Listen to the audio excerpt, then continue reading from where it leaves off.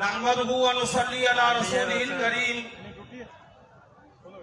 अम्मा बाद फअऊज़ु बिल्लाहि मिनश शैतानिर रजीम बिस्मिल्लाहिर रहमानिर रहीम इन्नद-दीन इंदल्लाहिल इस्लाम क़ाल नबी सल्लल्लाहु अलैहि वसल्लम कादल फ़क़्र अन यकून कुफ़रा सदक़ल्लाहुल अलीयुल अज़ीम अल्लाहुम्मा सल्लि अला मुहम्मद व अला आलि मुहम्मद कमा सल्लैता अला इब्राहीम व अला आलि इब्राहीम इन्नका हमीदुम मजीद अल्लाहुम्मा बारिक अला मुहम्मद व अला आलि मुहम्मद कमा बारकता अला इब्राहीम व अला आलि इब्राहीम इन्नका हमीदुम मजीद।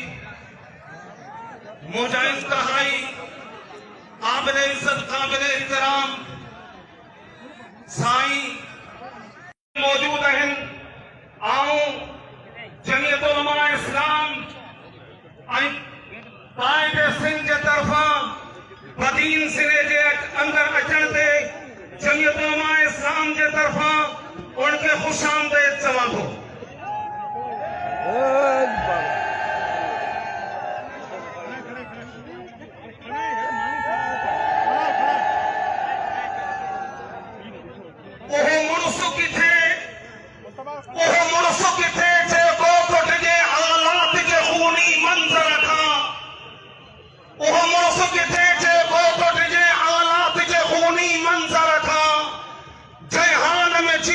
मुश्किल थे तय हाल में जीअण मुर्सिया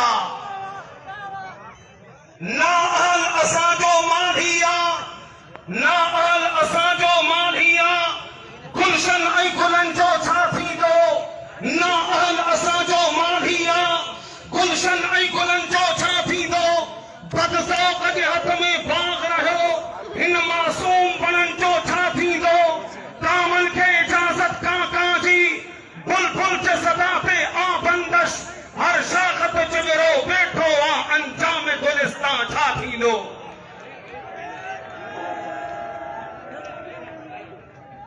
मुंहिंजा इंतहाई पिंडन में मौजूद मुंहिंजो मोहतरम दोस्तो भाइरो ऐं बुज़ुर्गो जीअं त अॼु तव्हां असां अॼु टिन सिंध जे अहम इशूज़ ते सिंध जे अहम मसइले ते जेके असांजा काइदीन हिते बदीन सिरे में कही करे आहिनि ओ वॾो अहम मसइलो आहे।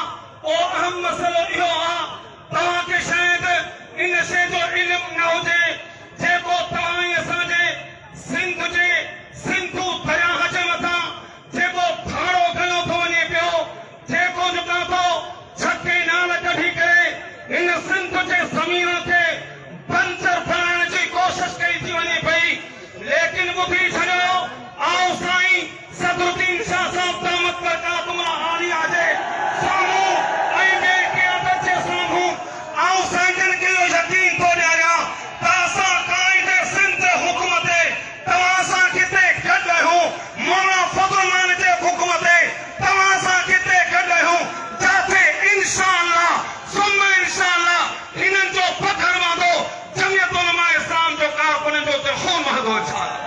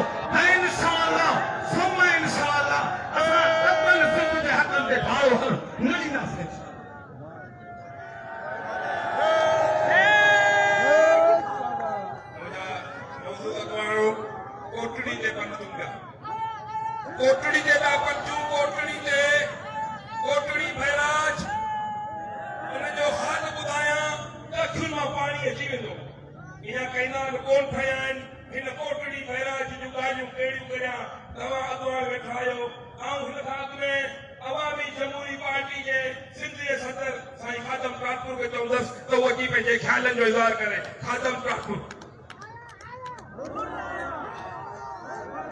महिरबानी साईं दिलबर सिंधी साहब,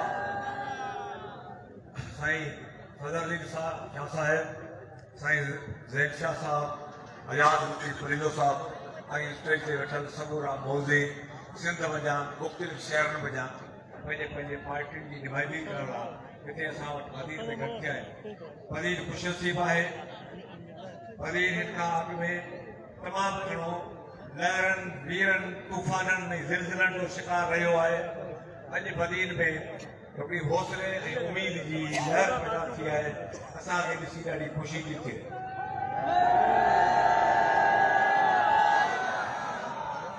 तूं चओ बि पुछां, तूं चओ बि लुछां, पर तोखां हिकिड़ी ॻाल्हि पुछां। तूं कंहिं कंहिंखे ख़ामोश कंदे ऐलान हज़ारे मान रुगो।